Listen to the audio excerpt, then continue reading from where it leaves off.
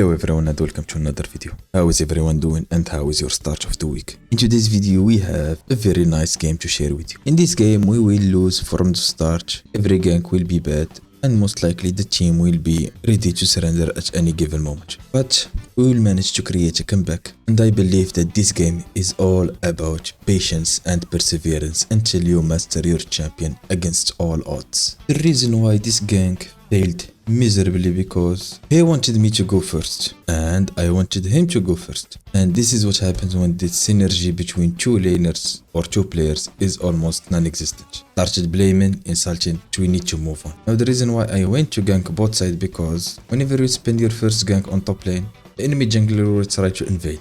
And the faster you try to cover your side, the better. Luckily for us, we managed to protect our blue camp. The only issue in this game is that we will not gank top again anymore, and the reason is we need to focus on making one lane strong enough so that we can play a reasonable mid game. The sad part about myself is that I don't know the matchup of Sivir against Volibear, hence this will be like a slight gamble on our side. And for mid lane, good luck ganking Volibear. Well, so far so good. Whenever you gank and you take a summoner spell, or at least cover for your lane so that they push and get a free reset, in my opinion is good enough. The fact that you can get a kill or simply pressure them into making a bad engage, that is simply a plus. Now for me and Graves, we are trading caps. In other words, he is covering for Gnar while I am covering for both sides. And my plan is to give him grabs while we take drakes. The fact that I am doing this because they don't benefit much from grabs because they have Volibear, while us on the other hand, if we get Drake Soul, the odds of the game will be hugely into our favor. In this instance, Riven has forsaken her lane. In other words, that champion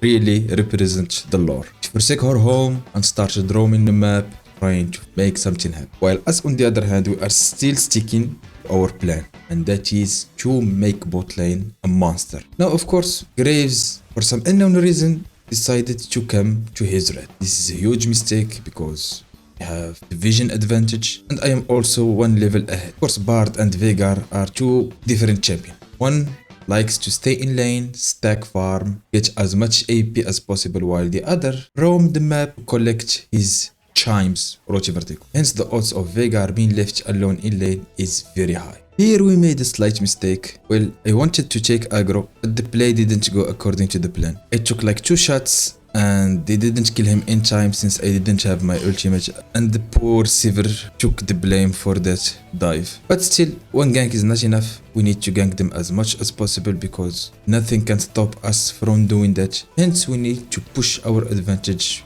where we can instead of focusing on things that are already lost. And right now we have lost beats of strength. To the fact that we lost first blood, gave them 2 grabs, Riven left her lane, and that gave them 3 tower, made the game slightly harder than usual. My goal in each game is that whatever's happened in the early game, I need to be strong enough in the mid game. Whether winning or losing, once we hit the mid game, in other words, 2 items, 15 minutes, 20 minutes, we need to be in the position that we exactly want to be. Now, I know for a fact that Volibear used his flash to kill me, and this is not personal. It is just right thinking. Of course, it might look personal, but the poor guy had it coming. He's playing a very immobile champion. Us on the other hand, we are losing in every lane. Well, mid lane is slightly losing, but still, this simple play will shift the tides of the game from them winning to an even game. Because right now, Nami can roam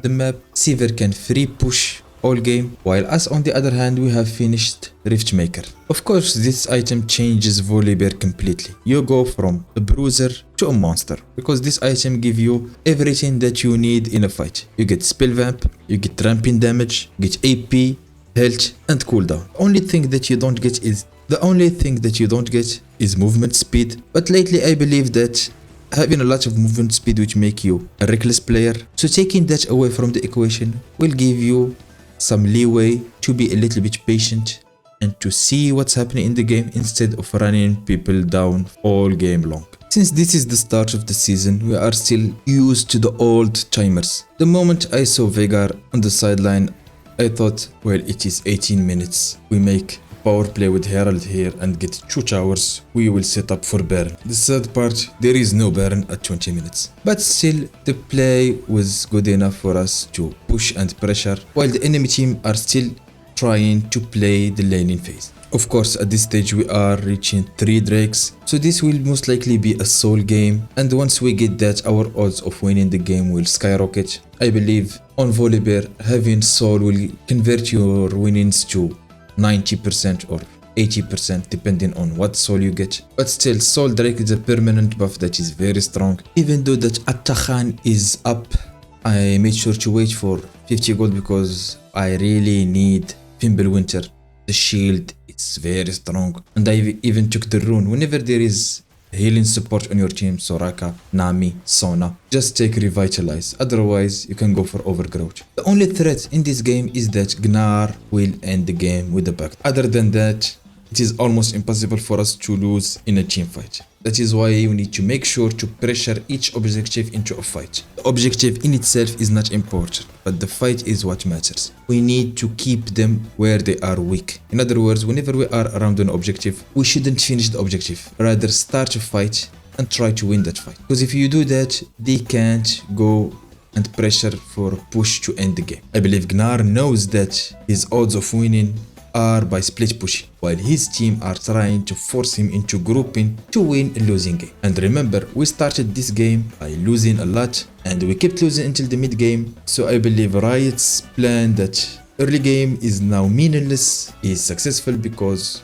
anyone can win in the mid game, even if you are winning, and the fact that if you are winning in the early game, you will get overconfident and you will try making reckless plays and you will look like a noob in the mid game. Now for the build. After Fimbulwinter, I stopped going and in despair. That item doesn't do well on Volibear in the early game. I believe you can go for that item as your 4th item because you will have stacked a little bit of HP so that the healing is significant. I rather prefer to go Frozen Heart because the mana will be converted into a shield, and Spirit Visage because the shield will be stronger. In other words, we are simply playing for one aspect of the game, that is shield. I go for Riftmaker because statistically, after doing a little bit of research, I found out that ability power early on Volibear is the highest win rate. I wouldn't say item, rather characteristic, because it is Cosmic Drive, Rod of Ages, Riftmaker, and sometimes Proto Build. They all give ability power and they are all above 55% on Volibear. So we'll have much better game if you rush ability power on Volibear in the early game. Now for the runes, I believe you don't see anywhere someone playing Grasp on the Undyre on Volibear. But this setup of runes is totally made for me. It is not something that even there is enough statistics. I believe the only games that are apparent on Grasp of the Undying are insignificant because there is not much of people that go this rune in jungle. Now the idea behind this setup, it makes me a better player. So this setup is tailor-made for me because Grasp of the Undying will only get better as the game progresses. And since I am planning to play for the mid game, I will be much more confident in my calls in my engages and fights. Shield Bash is very broken because that number is the total damage that you do with just one secondary rune, while Grasp is a combined because Grasp have a hidden stat that is not shown and that is the healing. So it is estimated to be half the damage. In other words, with Grasp, if you do 2k damage, you did 1k healing, while on Shield Bash, 2k means 2k damage on champions. For conditioning, there is no better rune on that side except for Bone Plating. But Bone Plating will only be useful whenever you gank. So it is just a matter of opinion. Would you rather have more resistances when you gank since the start of the game, or you will wait until 12 minutes mark and get an permanent increase in your resistances, both magic and armor? And we already talked about Revitalize. For secondary rune, I either go for Inspiration, which gives you approach velocity, that when I believe it is almost impossible to keep up with the enemy team. Sometimes I go with the Hex Flash, or I get a little bit of gold with cashback. But if I am confident that the game will be very teamfight oriented, I will go for Triumph and for Alacrity because it helps with spacing. With Volibear, if you have enough attack speed, you will space and kite with the champion even though it is a melee champion, but the attack speed allow you to play Volibear in a much smooth way. Well, this is it for today's video. We managed to win against all odds, even though the early game was horrible start. Hope you have enjoyed this video. As always,